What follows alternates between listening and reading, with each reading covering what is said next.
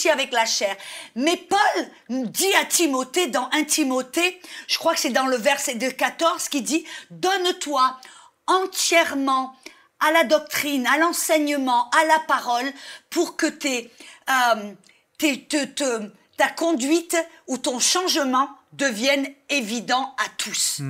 Et en fin de compte, qu'est-ce qu'il dit? Que celui qui se donne entièrement à la parole, qui va constamment sur enseigne-moi.com, qui va peut-être s'enregistrer, s'inscrire à IBM, ou qui va regarder constamment cette chaîne au lieu de regarder toutes les chaînes du monde qui vous nourrissent de pourriture, d'incrédulité, de tout un tas d'immoralité et de violence, vous regardez cette chaîne de télé chrétienne, et tout d'un coup, qu'est-ce qui va se passer?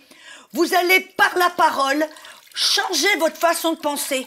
Votre âme va être renouvelée ou purifiée, parce que Paul dit que la parole, c'est comme de l'eau qui purifie, qui nettoie. Et alors, qu'est-ce qui va se passer tout d'un coup? Avec la parole, vous voyez, ça, on commence un processus de purification de votre âme, où vous commencez petit à petit à changer votre manière de penser.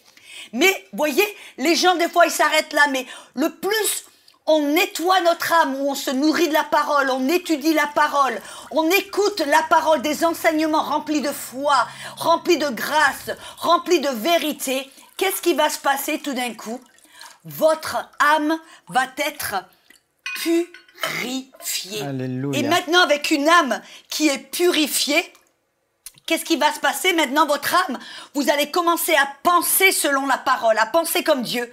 Vous allez maintenant avoir la possibilité de choisir selon la parole. Votre conscience maintenant va être purifiée par la parole. Vous allez maintenant pouvoir choisir selon la parole. Et maintenant, quand votre esprit vous dit, lève-toi tôt pour prier, pour étudier, ou que par exemple, un bon exemple, quelqu'un qui vous fait quelque chose de méchant, qui vous met des bâtons dans les roues, qui vous critique, qui essaie de vous faire que votre patron vous licencie, il vous fait des mauvaises choses. Tout d'un coup, votre esprit va vous dire automatiquement, pardonne. Pardonne, bénis cette personne, achète-lui un cadeau. Mais votre chair, qu'est-ce qu'elle va vouloir faire? Non, on va lui rendre les comptes. Venge-toi. Mais maintenant, voyez, si votre âme n'est pas renouvelée, votre âme va dire, mais non, moi je vais me venger. Vous allez penser comme le monde et vous allez faire la même chose que vous faisiez avant. Et vous allez commencer à refuser de pardonner et vous allez vouloir vous venger. Mais votre âme maintenant qui est purifiée, qui est renouvelée, qu'est-ce qu'elle va faire maintenant?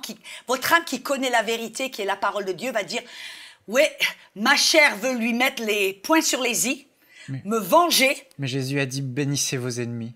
Mais la parole dit, prie pour tes ennemis, bénis tes ennemis, Amen.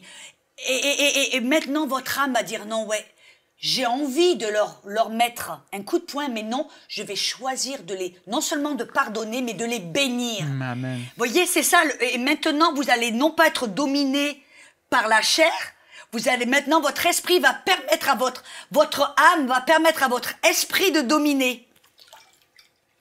Voilà. Et c'est ça qui est tellement